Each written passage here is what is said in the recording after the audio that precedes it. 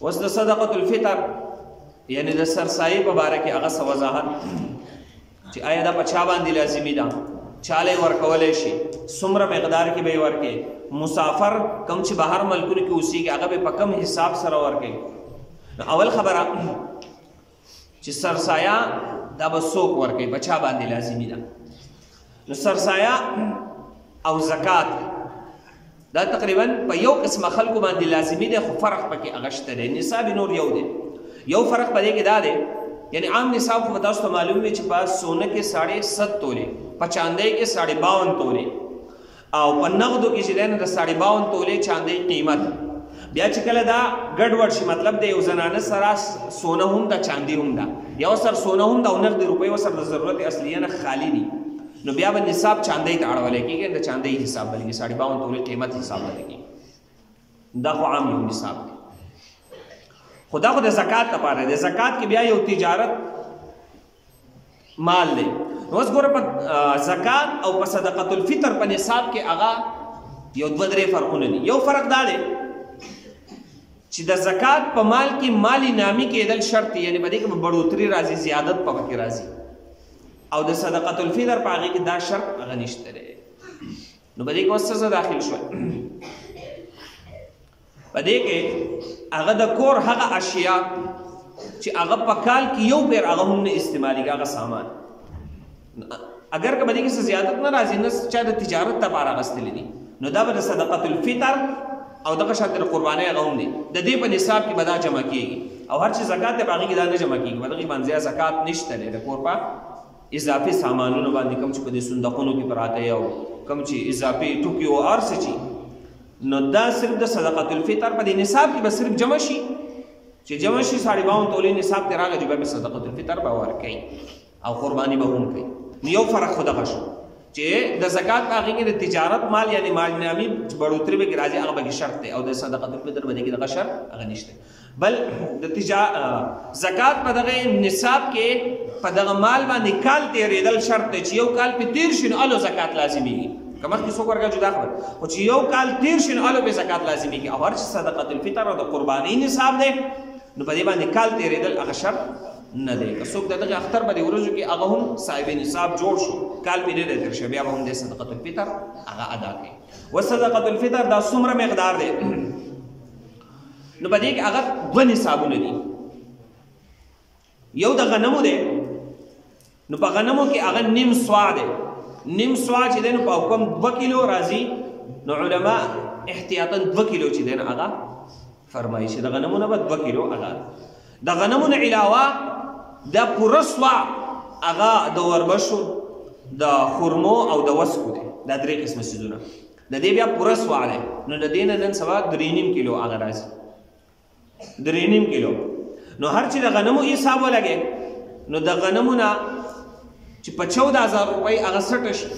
اوس که چا بل شان حساب ځانه کړی چې اوس داسې د غنمو نور دی ټیم، ما چې کوم معلومات کړي 14,000 روپۍ سټه، د 14,000 روپیو د حسابه 280 روپۍ هغه راځي. که احتیاطاً یو سړی 300 روپۍ هغه ورکړي نو ډېره غوره خبره ده. یو سړی وایي یاره 300 نشم 280 ورکړم، نو 280 دي ولې؟ نو دا د غنمو د حسابه راځي. د وربشو خو ما ته پته نشته دی، د وسکو مې تپوس کړی او د پرون او د خرمو. نو د خرمو د حسابه 1750 روپۍ پی کس راځي، او د وسکو د حسابه 2100 روپۍ پی کس راځي. نو په دې کې اوس علما هغه یو طریقه کار ښایي. هر چې عام کس دی، عام لیول کې دی، یعنی مال ورسره ډېر نشته دی، خو دومره نه چې صرف د نصاب په ده باندې صرف صدقه الفطر لازم شوی ده، نور دی کمزور دی، نو دی د غنمو د حسابه هغه ورکړي. او بل هغه کس دی چې هغه الله فراواني ورکړي، فراخي وله ورکړي ده، د الله د طرف نه په ده باندې هغه یو سود دی. نو پکار ده چې دی د الله په بندګانو باندې هغه ډېر خرچ وکړي. نو پکار ده چې د یو سړي د خرمو د حسابه اوس کې 1750 روپۍ پی کس ته ورکړي.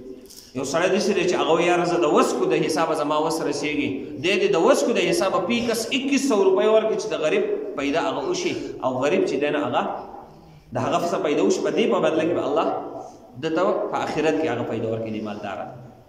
نو دا خو مقدار شو. اوس چاته به یې ورکوي؟ نو هغه کس ته به یې ورکوي چې هغه د نصاب مالک نه دی، یعنی کم نصاب چې مخکې ما ذکر کو د دغې نصاب مالک نه وي، نو هغه کس ته چې دی نه هغه به دا ورکولی کېږي. معاشره کې ډېر خلک داسې کمزوري عاجزانان قرضي وي، نو دغه ډېر خلک داسې هغو ته دې هغه ورکړي. ښه اوس د چا د طرف نه به یې هغه ورکوي؟ نو دا د خپل طرف نه او د خپل نابالغ بچو د طرف نه چې دی نه هغه ورکول لازمي دي. هر چې بالغ بچي دي یا ښځه ده د هغوی د طرف نه ورکول په ده باندې لازمي نه دي. ها منع هم نه دي، که سړی ورکړي نو ورکولی شي، خو لازمي پې هغه نه دي. د دې نه علاوه یو اهمه مسله چې په هغې کې زموږ اکثر خلک خیال یې نه هغې مسلې ته. هر کال زه دا خصوصي طور هغه دا مسله بیانوم چې دا ډېر انتهایی اهم ده او دا په ذهن کې راوستل پکار دي. ځکه زموږ د علاقې اکثر عمومي خلک هغه په بهر ملکونو کې، نو اوس د کور یو سربراه دی هغه په بهر ملک کې دی، دوبۍ کې دی، سعودي کې دی، امریکا کې دی، انګلینډ کې دی، هر ملک کې چې دی د ده بچي دي دلته کې نابالغه. نو اوس دی دغه کس چې اختر په ده باندې په کوم ملک کې راغی په ده باندې د هغې ملک د کرنسۍ مطابق هغه صدقة الفطر د هغې د حسابه د هر ملک هغو خپل راوباسي هلته کې هلته هغو ته پته وي، نو د هغې د حسابه ورکول په ده باندې لازمي دي. او د ده سره چې څومره هغه ریلیټډ کسان دي یعنې د ده بچي دي نابالغه د هغوی صدقة الفطر به هم د هغې د حسابه ورکوي، ځکه دا د ده سره تړلی شوي دي. نو که یو کس هغه په سعودي کې دی نو دی به ریالونه ورکوي د هغې د حسابه، که ریالونه نه ورکوي پاکستانۍ ته یې اړی خو حساب به هغه لګي، او که بیا یې هلته ورکوي او که دلته ورکوي دغه هم لازمي ده. نو د دې بچو حساب به هم د هغې د حسابه لګي او د ده به هم لګي.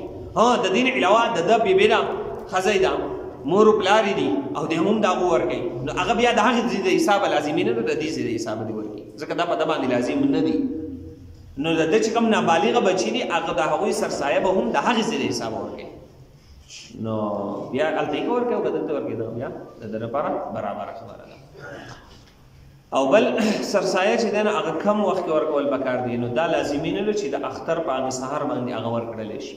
دا پوره رمضان دی اوس په دې کې چې دی نو هغه کله هم چاته موقع میلاو شي هغه ورکولی شي. او دا هم لازمي نه دي چې په جمع یې هغه ورکړي. یاره یو سړی وایي په جمع یې زه نه شم ورکولی، لږې لږې ورکوه، روزانتې لږې لږې ورکوه، په هفته کې لږې ورکوه چې بوج کمیږي، نو داسې چې دی نو هغه هم ورکولی شي. په دې کې هېڅ څه پابندي هغه نشته دی.